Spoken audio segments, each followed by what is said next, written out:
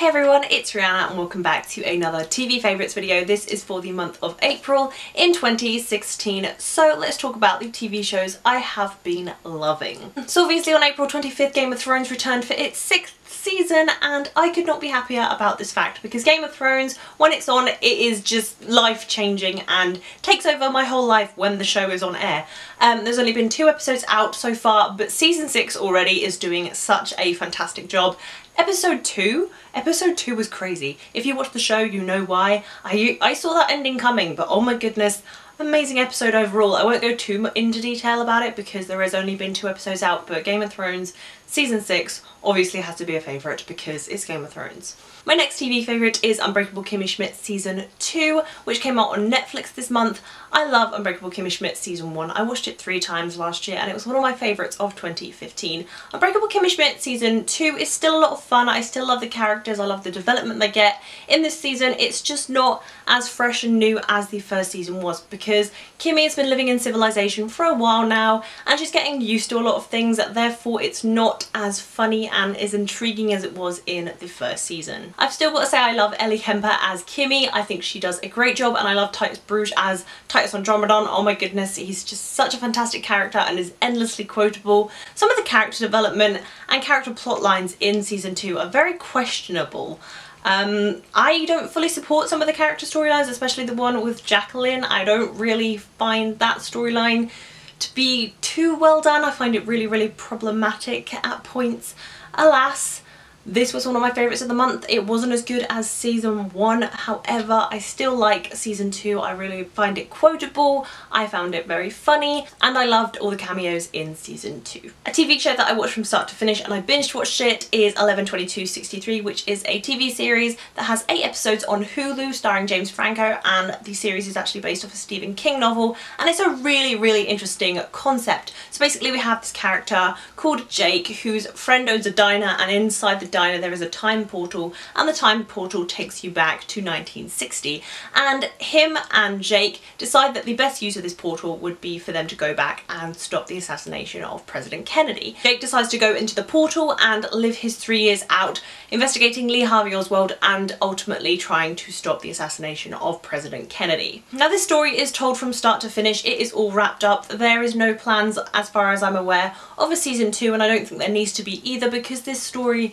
is very set in stone. It does what it says it's going to do. James Franco as the lead role of Jake I thought was a really great choice because James Franco does seem like a run-of-the-mill guy, one of those celebrities that doesn't feel like a celebrity, and in the show he's a guy that just goes back in time to stop the assassination of President Kennedy, and you'd expect a spy to do that, and James Franco's character Jake really doesn't feel like a spy, and I think that's really interesting just because he's trying to figure out the dynamics of time travel and what he can and cannot do. As for the time travel aspect of it, they don't take too much time explaining how the time travel works in the show, which I really like because we go straight into the action and straight into the investigation. However, towards the middle of the show there is a very by numbers love story which I really could have done without. There was a lot of stuff in this show that needed to be there to build up Jake's character, however I really didn't care for the storyline with the love interest in this show. Every time he was investigating Lee Harvey Oswald and the assassination of President Kennedy, that is where I was most interested in 11/22/63. That's what the main premise of the show is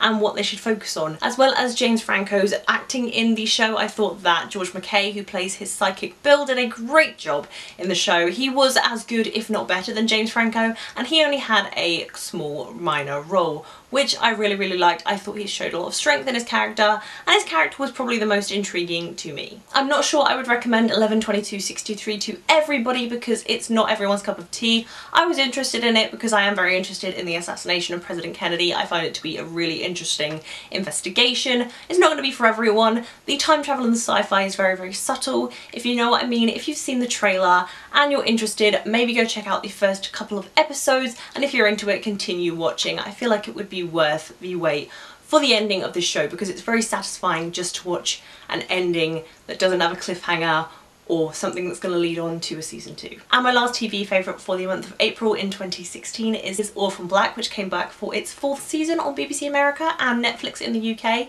If you haven't watched it yet, go watch it. I can't tell you much about the premise, but it's about Sarah Manning, who is kind of a streetwise hustler, and one day she gets off a train and sees a girl exactly like her actually commit suicide jumping in front of a train, and she gets thrown into this whole human cloning conspiracy, and oh my goodness, the show is so freaking good. Tatiana Maslany is the actress in the show that plays one of many clones, and she blows my mind every single time I watch the show. I forget that I'm watching her play several different characters because she is that good. We have had 4 episodes, I believe, of season 4 of Orphan Black, and things just keep getting crazier and crazier by the second, and I just cannot wait to see where this season goes, because Orphan Black has this thing where it always surprises me and always leaves on a cliffhanger slash always leaves me with tons of questions, and that's what I love about this show. I just never know where it's gonna go. So there you have it, guys. Those are my TV favourites for the month of April in 2016. Next month in May we have quite a few season finales coming up, especially for the 100 season 3, which I'm really kind of scared slash excited about. We have more Game of Thrones to watch, which I'm very excited about, and more Outlander to catch up on because I've been slacking on my Outlander watching. And there's another TV show that I really want to check out called Peaky Blinders on Netflix, which Maria from Cine Club channel and Nikki from Nix and Nax have recommended to me. I will get on watching it, I promise. So let me know down below in the comments all the TV shows you've been watching, and if you've been watching any of the shows I've been watching. If you like this video, please be sure to give it a thumbs up, and if you haven't already, please subscribe to my channel. I'll be doing lots more TV reviews and movie reviews for you guys very, very soon. All my social media links, including my Twitter, Facebook, Instagram and Letterboxd, will be down below in the description. Thank you guys so much for watching. That's all I have for you today. Bye!